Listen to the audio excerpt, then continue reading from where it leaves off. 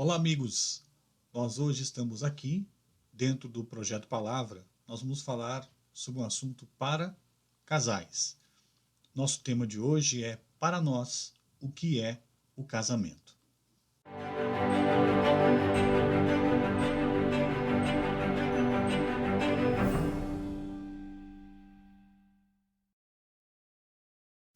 Como vocês podem ver, hoje eu não estou sozinho. Hoje estou com a Liliane, minha esposa. Nós vamos estar falando sobre esse tema, do que para nós é o casamento. Hoje em dia essa palavra está meio banalizada em relação ao casamento, pois o casamento hoje está sendo quase que descartável. Vivemos em uma sociedade onde muitos já não acreditam mais na palavra casamento vezes união para sempre. Para que a gente possa ter uma base bíblica para esse assunto, a gente escolheu um texto que é bem conhecido de todos os que resolvem, né, ou tomam a decisão de se unir, né, o homem que se une a sua mulher, a mulher que se une a um homem. É Gênesis capítulo 2, versículo 24. Inclusive, nos casamentos, esse versículo ele é lido, que diz assim: Por essa razão, o homem deixará pai e mãe e se unirá à sua mulher, e eles se tornarão uma só carne. O homem deixará pai e mãe.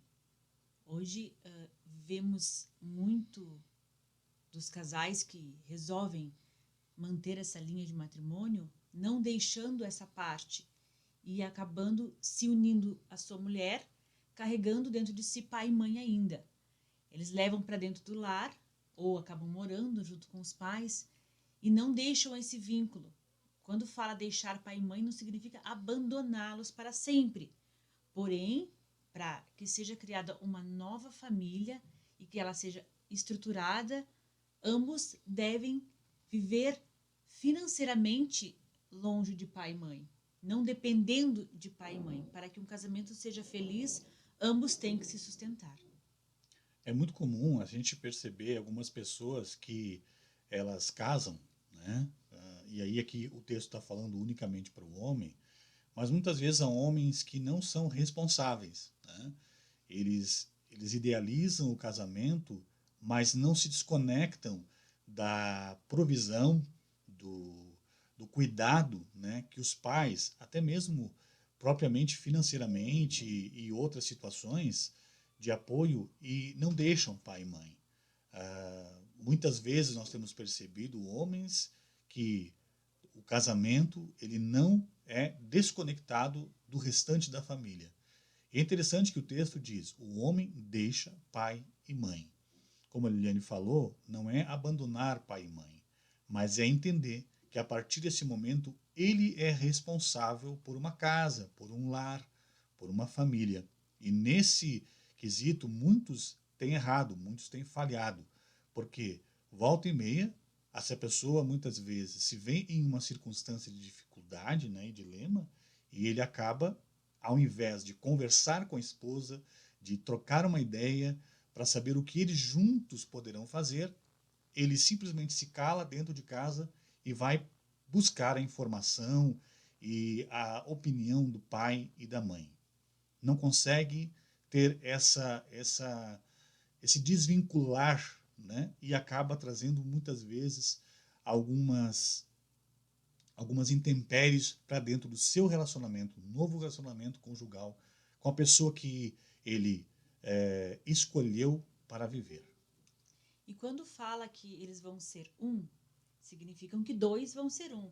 Se numa casa se traz, digamos, os pais dele e os meus pais, vai ser muita gente para formar um lar. Então vão vir ideias de dois casais diferentes, mais ideias de outros dois casais diferentes, onde o relacionamento conjugal, onde duas pessoas vão construir junto, vai dar muito problemas, porque vão ser muitas divisões de ideias, e aí onde a coisa deveria ser construída, ela vai ser destruída. Porque são várias ideias, múltiplas pessoas, e deveriam ser apenas duas formando uma. É interessante também a gente pensar que essa união não é somente marido e mulher. Deve estar incluída nessa união a pessoa de Deus, fundamental para que ele venha nivelar e dar base para que esse casamento seja um casamento de sucesso. Infelizmente, a gente acaba, né, depois de casar, alguns de nós, corre para tudo quanto é pessoa para saber o que fazer em uma determinada crise que ele está passando. Mas não vai, juntamente, os dois não se unem para juntos conversar com Deus e saber o que ele deseja, o que ele pensa ser o melhor para aquele casal individualmente. Na segunda parte do versículo fala que ele se unirá à sua mulher. E hoje em dia a gente está vendo tantas uniões, não falando de gênero, mas eles não estão se unindo à mulher. Eles estão se unindo à tecnologia, estão se unindo ao dinheiro, estão se unindo ao trabalho, estão se unindo a tantas coisas. E aquele vínculo familiar entre homem e mulher está sendo perdido. É interessante a gente pegar a palavra unirá para definir também que se trata de unidade. São duas pessoas que se fundirão no relacionamento não somente carnal, né? O texto fala serão uma só carne, mas quando fala isso é que eles quer exemplificar que eles serão uma coisa só. E aí os pensamentos deverão ser os mesmos, os projetos deverão ser os mesmos, os sonhos deverão ser os mesmos, a forma de ver a vida deverá ser a mesma. Para E que as isso batalhas aconteça, devem ser lutadas juntos. Ou seja, as batalhas também deverão ser as mesmas. com certeza. Né? Se as ideias são as mesmas, provavelmente as lutas serão as mesmas. E aí, se tu é um, fica muito mais fácil. Na verdade, a unidade, e a gente percebe isso no decorrer do casamento, que a unidade é algo muito interessante, mesmo que as pessoas estejam fisicamente distantes. O casal esteja fisicamente distante. A unidade funciona da seguinte forma: quando eu estou longe da Liliane, eu estou pensando naquilo que melhor, aquilo que faz bem para a Liliane, né? E a mesma coisa do contrário, ou seja, ela está longe fisicamente, mas o pensamento é um só, os objetivos são um só, o propósito é um só. Não importa se fisicamente, temporariamente, eles estão separados, né, pela limitação física humana, mas o casamento ele é um só, ou seja, o respeito, a fidelidade, o companheirismo, o cuidado, mesmo que distante, ele é um só. Ele deve ser a base da unidade. Eu não entendo hoje porque há tanto descartes em relação ao casamento. Eu não sei se as pessoas entram no relacionamento querendo ser feliz ou entram no relacionamento apenas para mostrar para a sociedade que conseguiu alguém ou que tem alguém ao lado. Estão tentando provar alguma coisa, talvez, não sei. Mas eu acho que hoje essa parte do descartável está tornando pessoas doentes. E quando eu falo de doenças, eu não estou falando apenas de doenças da carne, mas estou falando de doença da alma. Então, hoje nós vivemos numa sociedade que tudo começa muito rápido e termina muito rápido. Eu e o Daniel, nós estamos com 19 anos de casado e o amor continua o mesmo. A vontade de estar sempre junto continua a mesma. A gente, se pudesse, nós ficaríamos 24 horas do dia juntos. E é bom. Então, eu não entendo o porquê está com todo esse déficit a parte do relacionamento. E é interessante porque algumas pessoas confundem tão grande essa questão de e só pensam no versículo quando se falam em carne, se unirá e serão uma só carne, pensam que essa união ela é só física. E ela não é só física, não é também só relacionada à relação sexual. É importante salientar que quando estamos namorando, quando estamos noivos, antes do casamento, é um preparatório para que estejamos já unidos em espírito e em alma.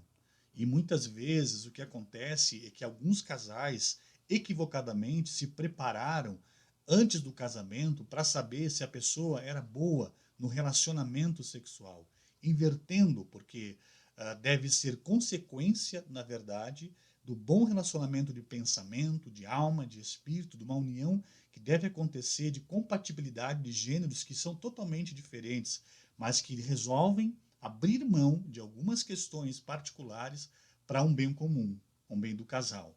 E o relacionamento sexual, ele é uma consequência dessa unidade. A gente percebe também que há muitas pessoas que entram para o casamento numa expectativa muito equivocada, achando que ele é só ligado à questão sexual, e começa a verificar outras coisas no decorrer dos anos, começa a perceber que a pessoa começa a se revela algumas manias, alguns jeitos, algumas coisas que é decorrência da criação dessa pessoa.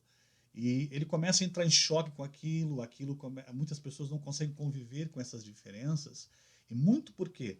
Porque a unidade ela não aconteceu no tempo certo, na maneira certa, não respeitou todo o projeto de Deus para a unidade do casal, pulando etapas importantíssimas, começando pelo fim das coisas, quando que não começou pelo começo, não teve um desenrolar e um desenvolvimento que acaba resultando num péssimo casamento, infelizmente. Eu ouvi uma frase uma vez que para um casamento ser feliz, a gente não deveria entrar nele querendo ser feliz, né? Querendo-me se autossatisfazer. Mas se nós entrássemos no relacionamento, no pensamento, vou fazer o outro feliz, se os dois pensassem dessa maneira, vou fazer o outro feliz, eles dois seriam felizes. Com porque certeza. O objetivo dos dois seria fazer, eu vou te fazer feliz, vai me fazer feliz. E isso aí daria satisfação aos dois. Então hoje o pensamento ele está meio que egoísta. Eu quero ser feliz.